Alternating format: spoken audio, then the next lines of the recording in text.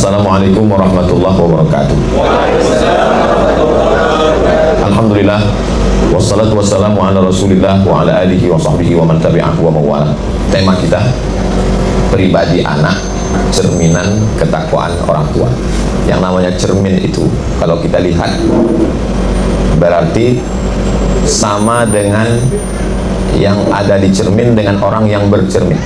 Jadi kalau mau melihat bagaimana pribadi anak itu, ya bagaimana orang tuanya. Tidak mungkin saya bercermin beda antara wajah saya yang asli dengan yang dicermin, kecuali cerminnya ada photoshopnya, bisa diedit. Maka kalau mau melihat bagaimana anak-anak kita, lihatlah bagaimana orang tuanya.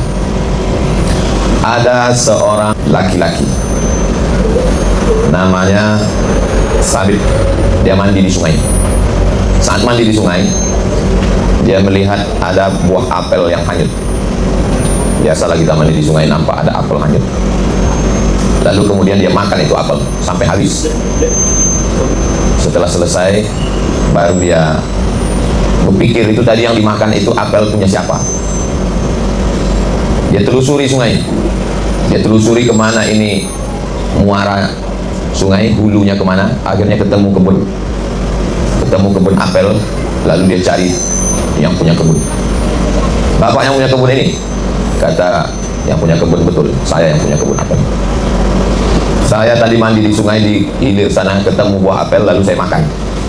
Jadi besar dugaan saya apel itu jatuh dari pohon yang ada di kebun ini. Saya mau minta izin, Pak, takut saya apel ini nanti termakan menjadi darah daging. Saya takut mencuri. Cuman saya teringatnya setelah kenyang. Nah, jadi Sabit ini ingatnya itu setelah kenyang. Kata yang punya kebun, tidak bisa semudah itu minta izin makan apel saya. Kamu tidak akan saya izinkan sebelum memenuhi syarat. Apapun syaratnya saya terima. Daripada saya mencari bapak nanti di akhirat minta izin di padang mahsyar, lebih baik saya minta izin di dunia. Enggak apa-apa susah di dunia, karena di akhirat itu hisapnya mencari orang lama. Saya kalau salah sama bapak ibu mencarinya di akhirat. Bayangkan berkumpul sejak zaman Nabi Adam sampai Adam Smith. Susah nyari orang di akhirat. Lebih baiklah saya minta maaf di dunia. Kata Sabit, saya minta maaf, Pak. Harus ada syarat. Syaratnya apa? Kamu mesti ke rumah saya. Terus nanti sampai di rumah bapak, kamu mesti menikahi anak saya. Wah, ini enak sekali nih. Sudah makan apel gratis, dapat anak lagi. Ini adalah kisah yang sangat dirindu-rindukan jombloan. Baiklah. Tapi kamu perlu tahu, Sabit, apa itu? Anak saya ini tidak punya kaki, tidak punya tangan, tidak punya mata, tidak punya telinga, tidak punya mulut. Dan kamu mesti menikahi anak saya ini baru saya maafkan. Kalau kamu tidak nikah, tak mau kamu menerima anak saya ini sampai mati, sampai di akhirat kamu akan bertemu saya di padang mahsyar nanti. Lama Sabit berpikir, mau dinikahi gimana ceritanya, mau tidak dinikahi di akhirat. Tapi karena Sabit ini sangat takut kepada Allah, baiklah saya nikahi. Jadi zaman dulu itu, laki-laki perempuan itu sebelum nikah dia tidak ketemu. Zaman dulu itu tidak ketemu. Seorang bapak bisa menikahkan anaknya dengan perempuan. Aku nikahkan engkau dengan anakku dengan mahar sebentuk cincin emas tunai sah. Itu nikahnya sah. Anaknya tanpa melihat calon suaminya. Lalu kemudian, aku nikahkan engkau Sabit dengan anakku dengan mahar sebentuk cincin emas tunai sah. Selesai menikah. Selesai acara akad nikah, malamnya Sabit masuk ke dalam rumah. Habis itu dia masuk ke dalam kamar. Dia lihat istrinya itu. Ternyata dia bukalah cadar penutup wajah istrinya.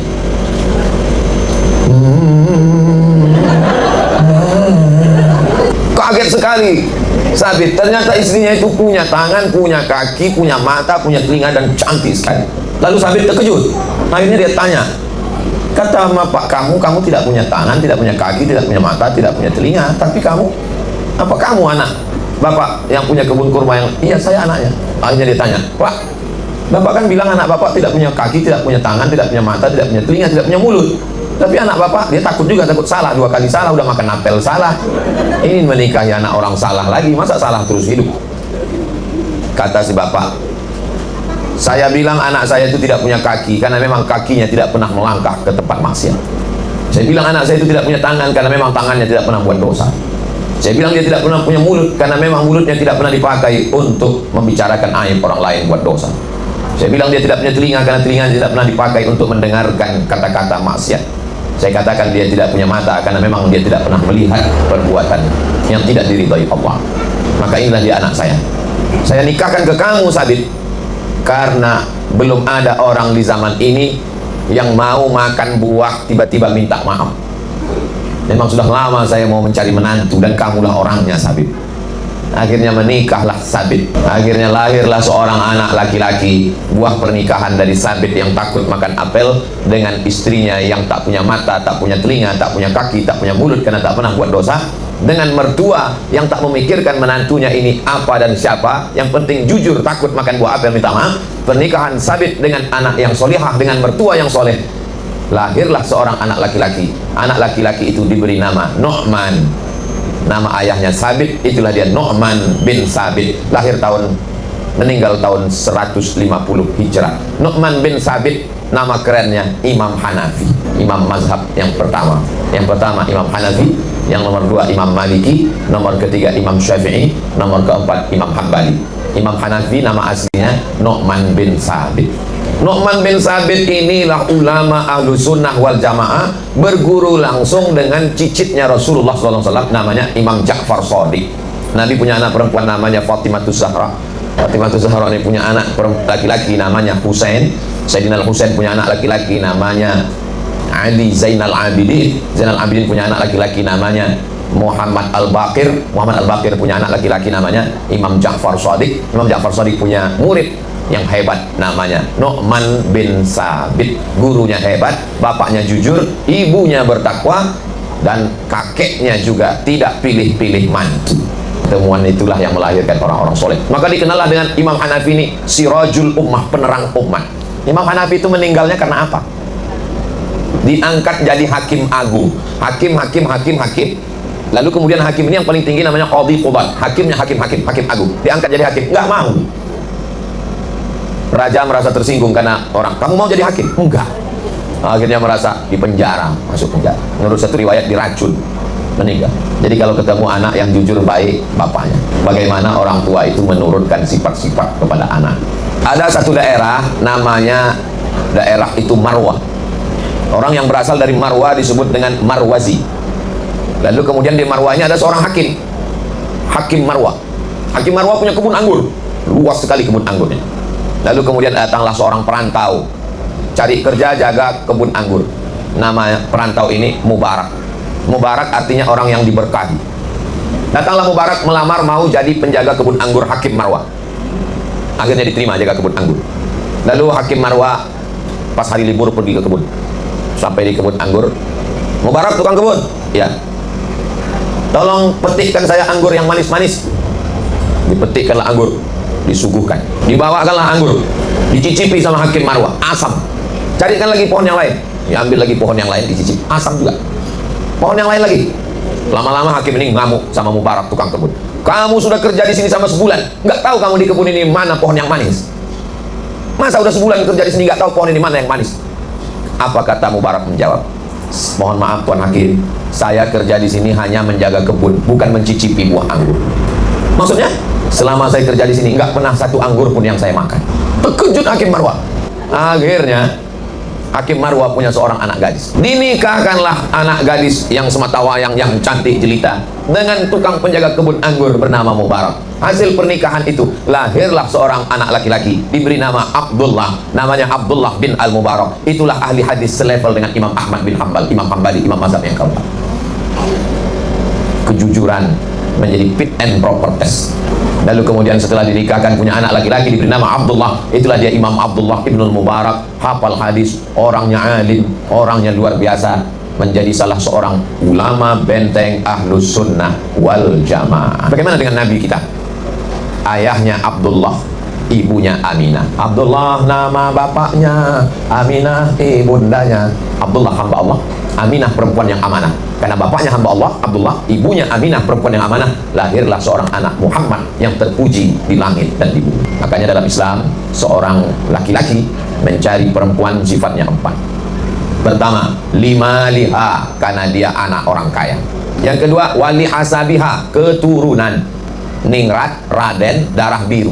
Kenapa disebut darah biru? Ternyata darah yang paling mahal adalah darah biru.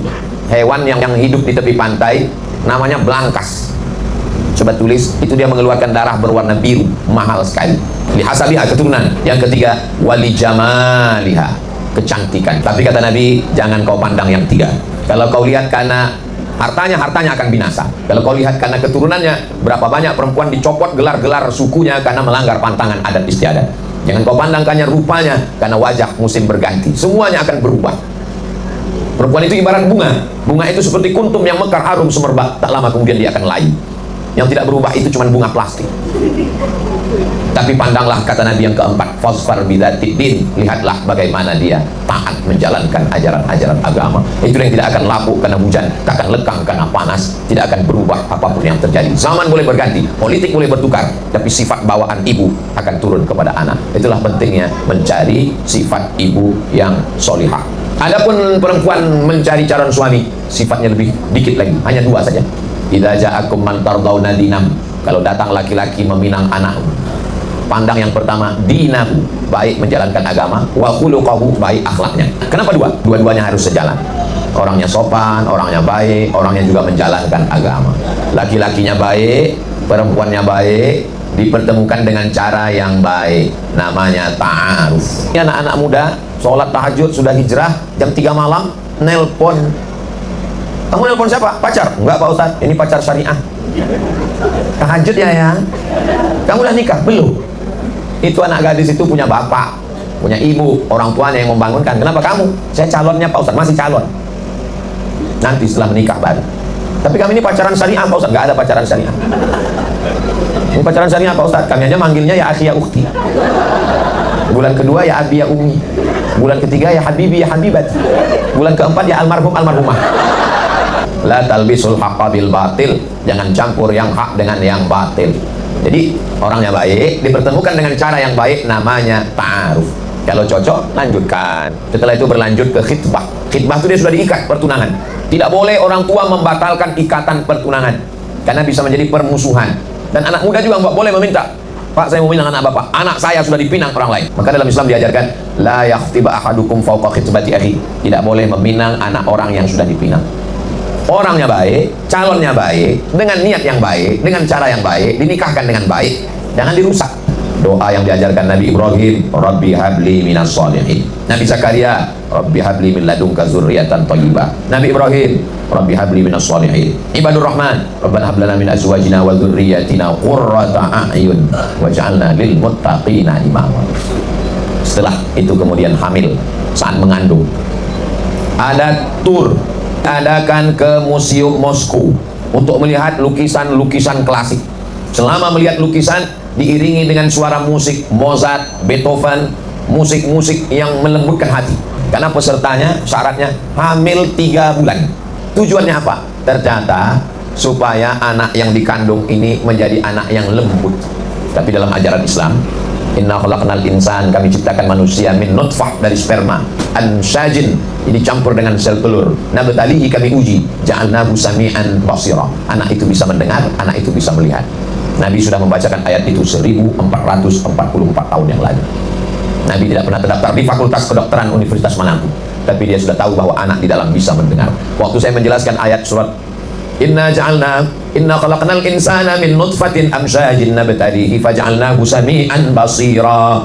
Menurut ayat ini, anak sudah bisa mendengar dan sudah bisa melihat di dalam kandungan. Waktu saya jelaskan ayat itu, datang kertas. Ustaz Somad, ada kertas dari jamaah.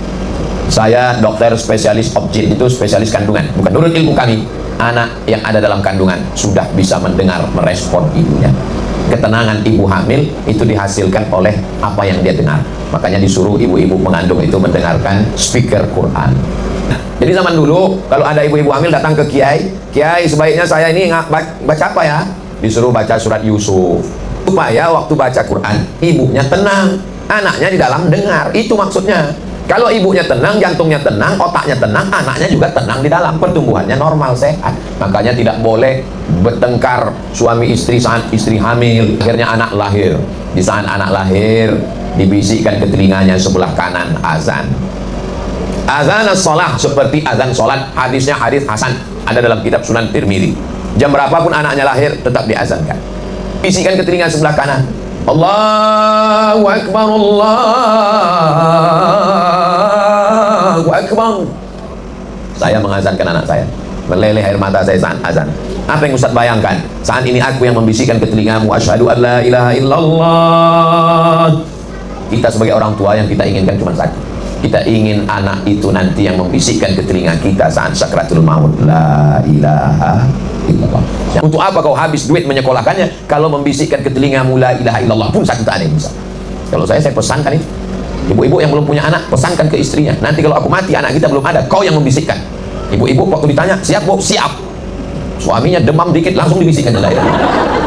Lalu kemudian dikasih dia cairan kurma.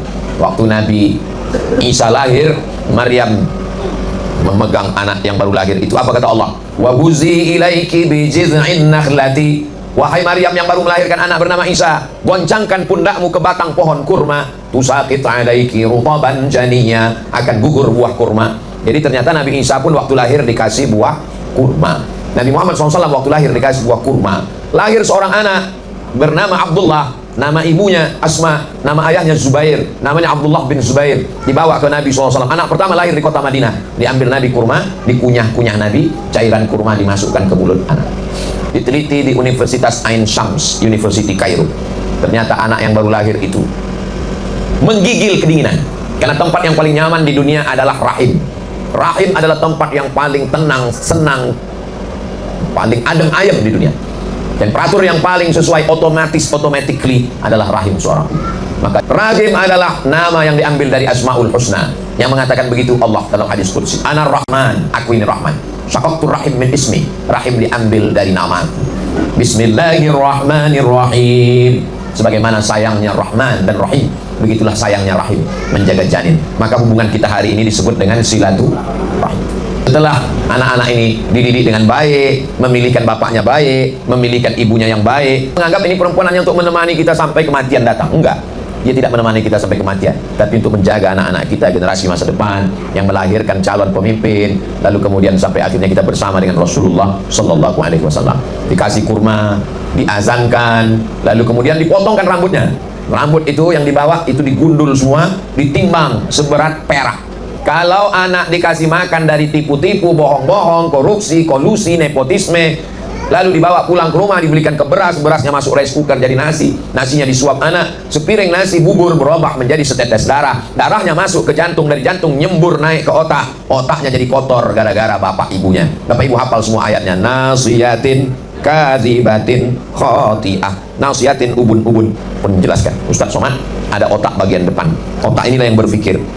Connect dengan ayat yang selalu kita baca, nasiyatin ubun-ubun bagian depan, kadzibatin pembohong, khoti'atin pelaku dosa. Yang berdosakan kemaluan, yang berdosakan lisan, yang berdosakan tangan.